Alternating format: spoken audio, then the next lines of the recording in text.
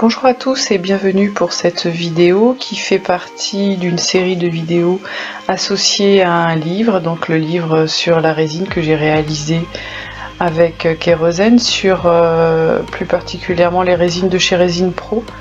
Donc là je vais vous montrer comment réaliser le bracelet multicolore. Donc je l'ai fait avec la résine e-création. Elles ont chacune une particularité. Celle-ci elle est fluide, assez liquide, assez transparente et effectivement elle sèche assez rapidement. Donc elle est facile d'utilisation, je vais vous montrer. Donc là je fais mon mélange.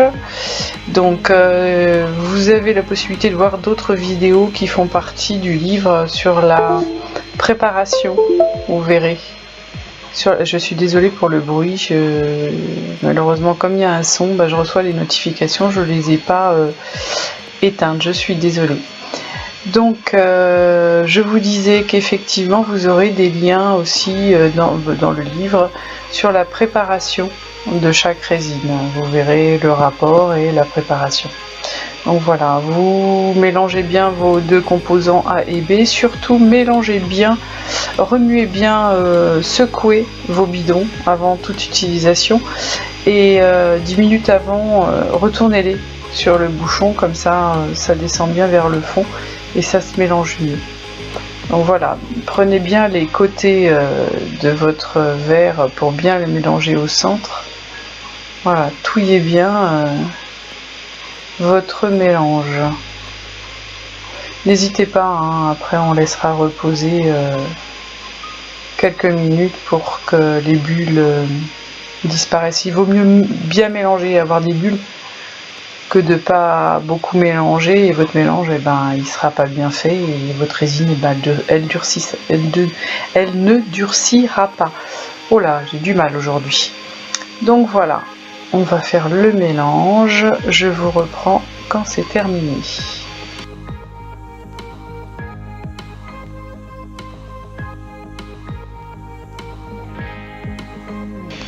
Donc une fois que votre mélange est fait, vous prenez votre moule en silicone, donc un moule bracelet, ce qu'il y a de plus standard, hein, banal.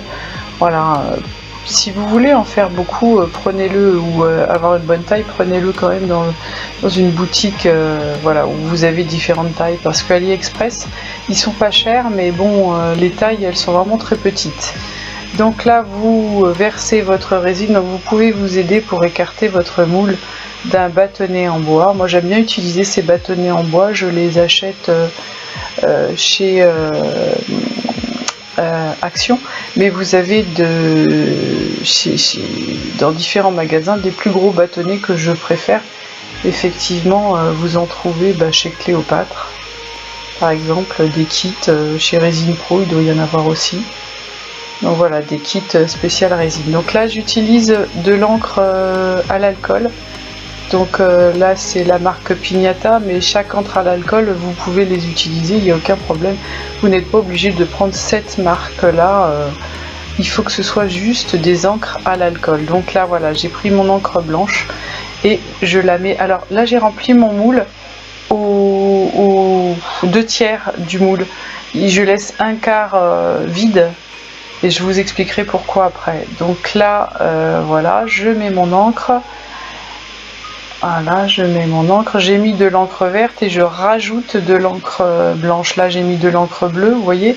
Et hop, je remets de la blanche par-dessus. Donc j'ai mis d'abord de la blanche. Ensuite, je mets mes couleurs. Je remets de la blanche. Donc j'ai commencé par la verte. Ensuite, j'ai suivi par la bleue.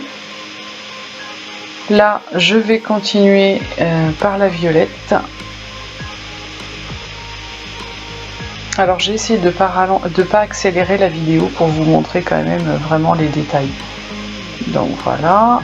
Là, je prends l'encre violette que je rajoute sur le blanc, vous voyez. Ensuite, je remets de la blanche. Bon, alors, c'est vraiment aléatoire, hein. Vous embêtez pas à calculer, etc. Ça sert à rien. Voyez, j'y vais gaiement. Voilà, la blanche.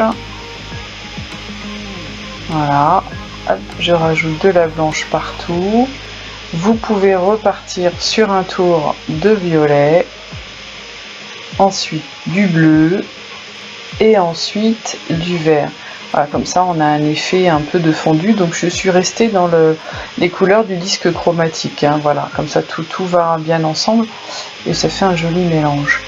Donc cette résine justement avec les encres, elle a une particularité parce qu'elle reste en surface, elle ne descend pas du tout dans la résine, à la différence de l'autre résine de chez Résine Pro, la résine transparente, vous avez l'encre qui tombe, là non pas du tout, elle reste en surface.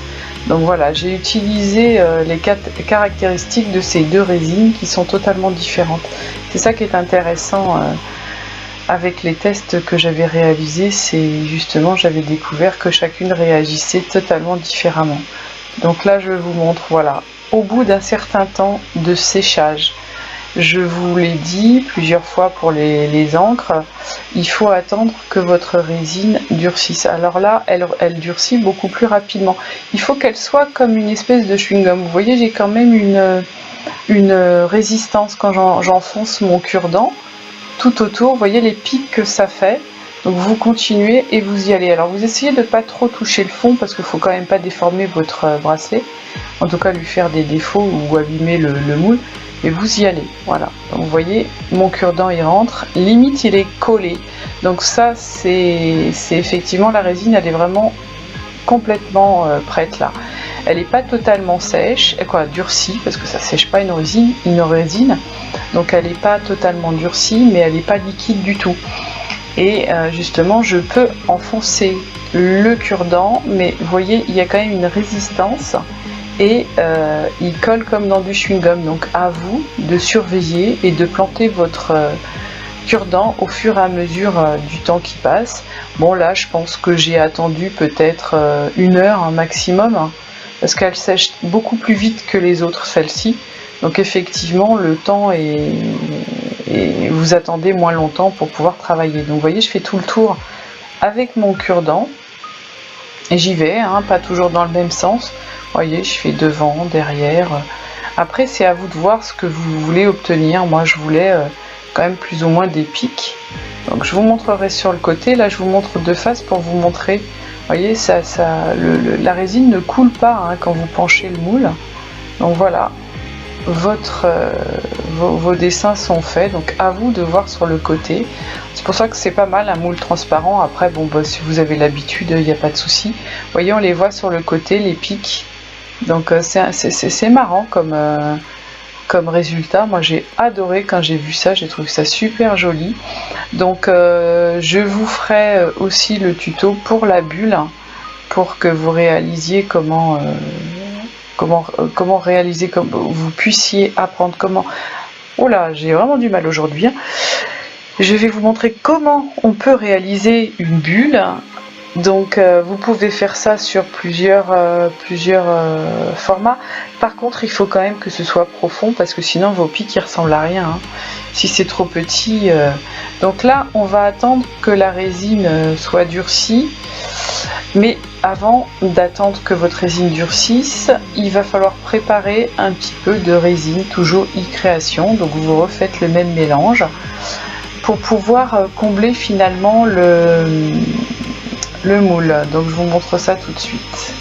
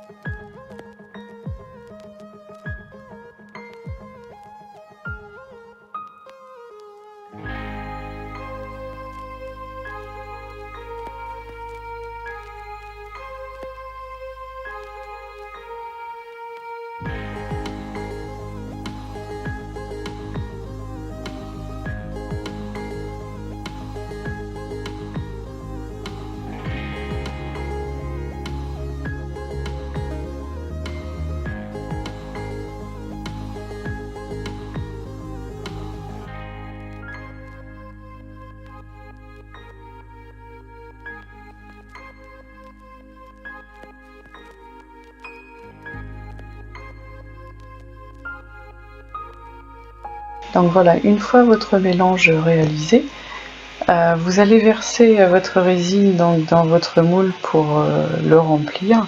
Donc vous avez différentes possibilités de finition. Donc moi là je le remplis jusqu'au bout, puisqu'après je vais poncer. Donc vous voyez, je remplis bien mon moule pour recouvrir finalement mon encre et pour faire une belle finition.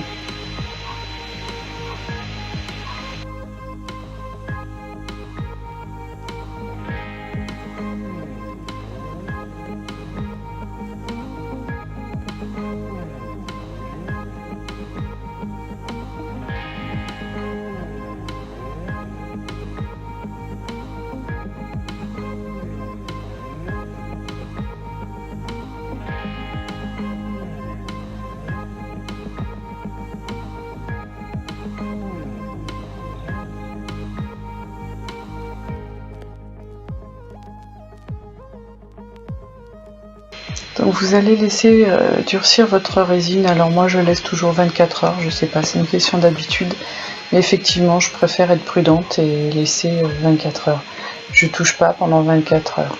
Donc voilà, vous avez votre bracelet qui est terminé. Donc maintenant on va passer aux finitions.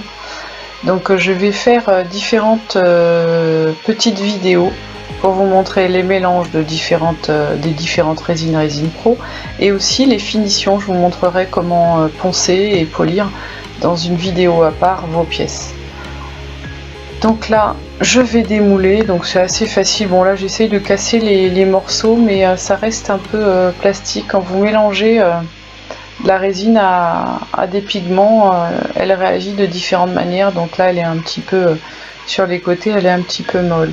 Vous allez voir comme c'est magnifique le résultat. Vraiment avec rien on a fait quelque chose de vraiment très beau. Vous voyez, donc sur le côté vous avez la couleur des encres, mais finalement c'est très joli. Donc vous avez vos stalagmites et regardez, quand vous regardez donc sur le côté vous avez ça, et quand vous regardez sur le dessus vous avez quelque chose de totalement différent. Vous voyez, avec les couleurs c'est vraiment très joli. On a l'impression que c'est un monde qui se soulève. J'aime beaucoup le travail des encres dans les différentes résines. Et donc là j'ai utilisé les caractéristiques différentes de chaque résine de chez Résine Pro. Donc voilà, je voulais vous montrer cet appareil de torture. Donc c'est une ponceuse à bande. Donc vous avez deux côtés, vous avez celui-là, puis vous en avez un autre un peu plus haut où c'est une bande. Là j'utilise le rond parce le cylindre, parce qu'effectivement mon bracelet est assez grand. Donc c'est vrai qu'avec cette machine c'est très pratique et très rapide. Donc c'est une machine qui coûte à peu près dans les 50 à 60 € chez Leroy Merlin. Donc après voilà, c'est pas non plus, vous pouvez demander ça pour Noël. Je pense que c'est quand même raisonnable et c'est un gain de temps. Franchement, moi je gagne beaucoup de temps.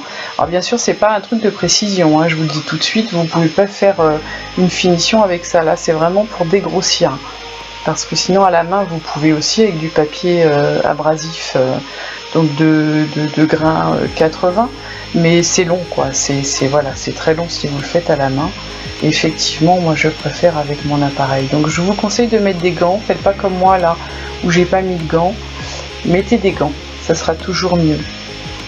Donc comme je vous disais, je ne veux pas vous montrer tout le ponçage, le polissage. Je vous le montrerai dans une autre vidéo. Donc effectivement, parce qu'après ça, je passe à du ponçage avec ma Dremel. J'ai adapté un embout que j'ai trouvé sur Isti, la boutique Isti. Donc c'est une personne qui vend des embouts avec du papier de différents grains. Donc j'en ai parlé sur mon groupe Résine. D'ailleurs, je vous invite à vous rendre sur ce groupe. Vous avez beaucoup de